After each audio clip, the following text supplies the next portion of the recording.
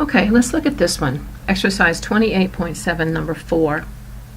Septic embolism pulmonary artery due to Staphylococcus aureus sepsis. That's the first diagnosis. And the second diagnosis, saphenous phlebitis, right leg. The saphenous vein is one of the veins we could see in our book. We're in the back of our code book. The greater saphenous vein is here, and the lesser saphenous vein here. And the saphenous vein is used when a patient has a coronary artery bypass surgery, or a CABG, C-A-B-G. So the first part is the infection with the Staph aureus. And I want us to go to the alphabetical index to show you something different about this one. Other times we have used infection with staph as a cause of disease classified elsewhere, which is a B as in boy code. This is not. This is an infection caused by staph. We don't know which side it is. The embolism is in the pulmonary artery, but we don't know where that infection started or came from. So we're just going to code the presence of the Staph aureus as an infection in the body. So let me show you in the alphabetical index what that would look like. We're under infection, staphylococcal. This is what we typically have coded as a cause of disease classified elsewhere with these B95 codes.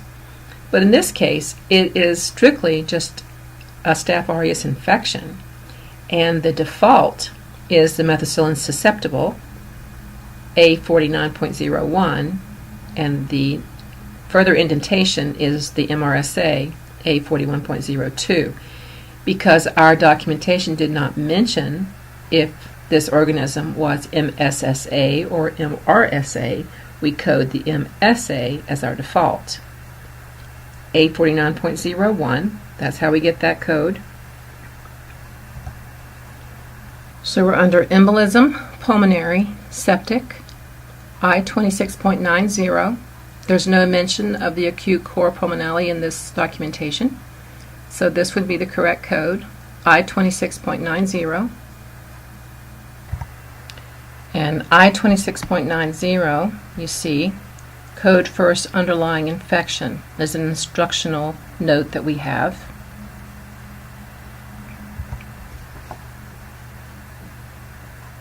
If we had looked up the saphenous, phlebitis saphenous vessel here, and you see it refers us to a different path, phlebitis leg superficial.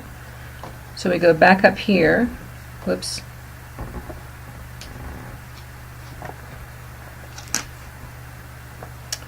just look up a little bit and it's right here.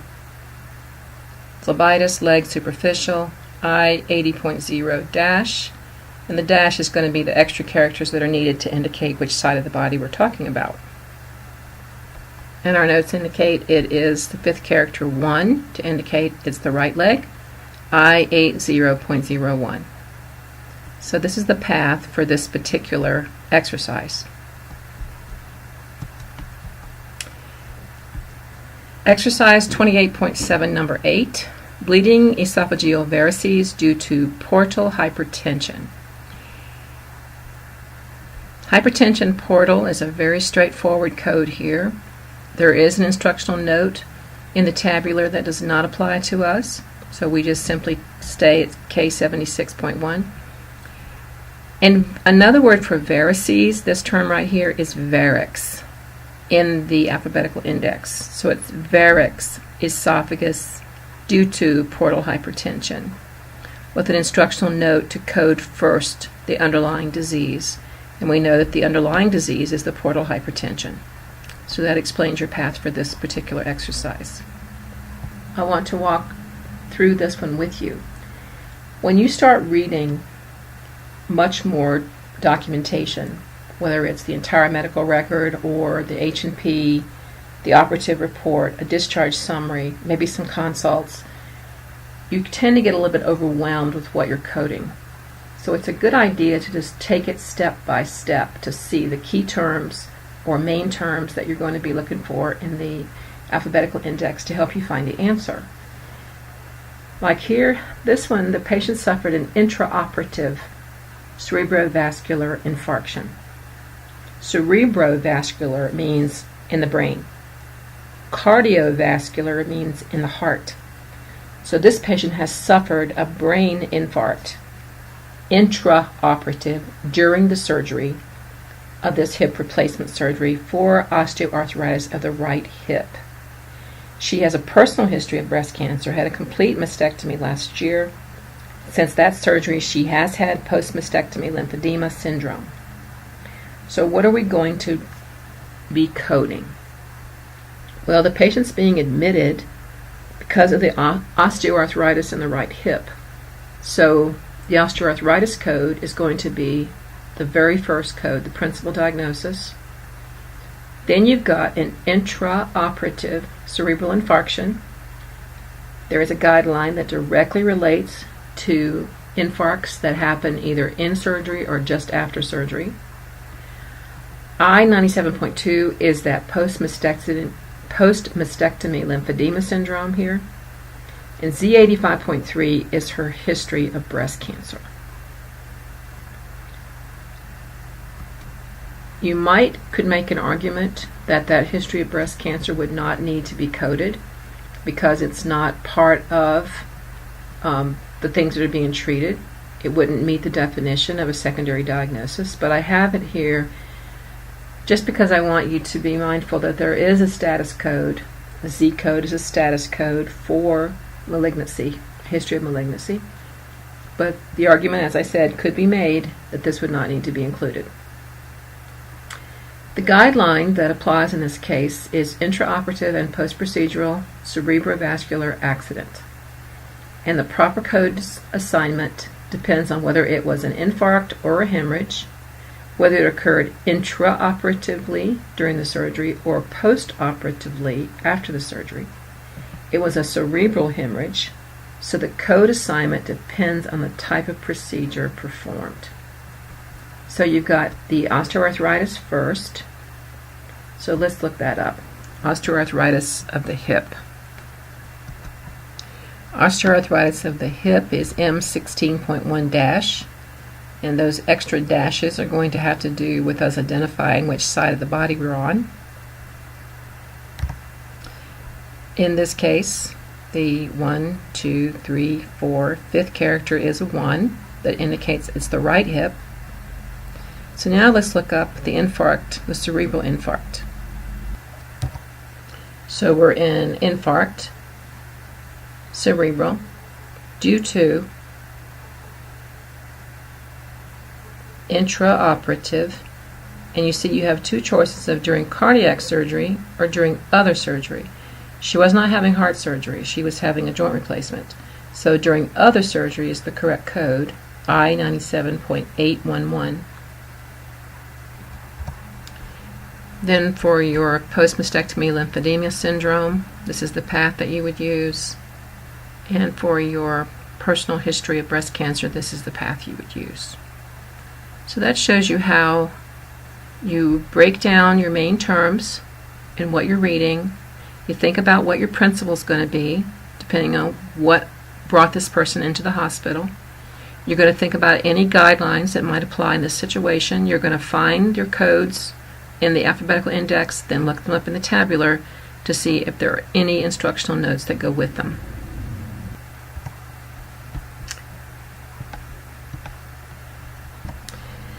Here I've included an exercise that's not in the coding handbook that deals with the status, the Z codes that are status codes, just to make you aware of using them occasionally and how you might use them.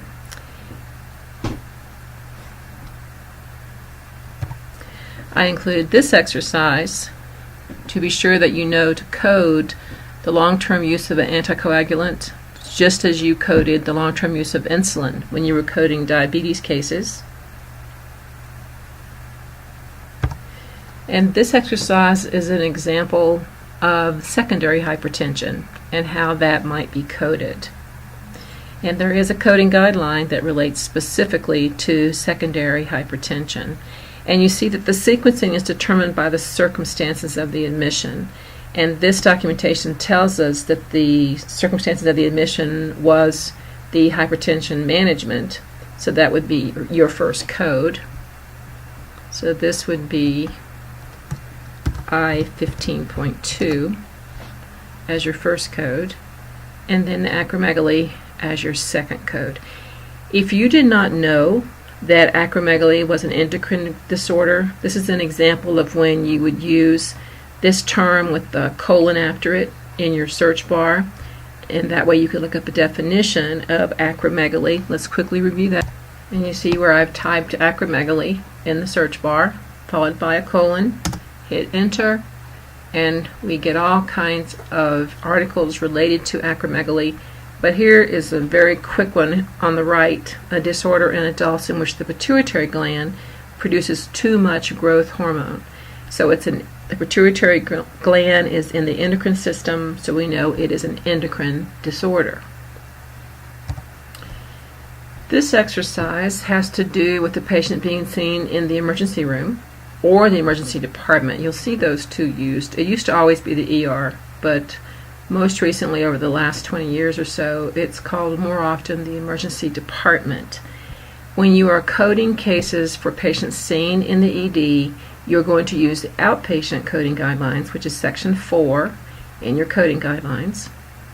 And you're going to be coding primarily symptoms. If you don't have a confirmed diagnosis, you're going to be coding symptoms.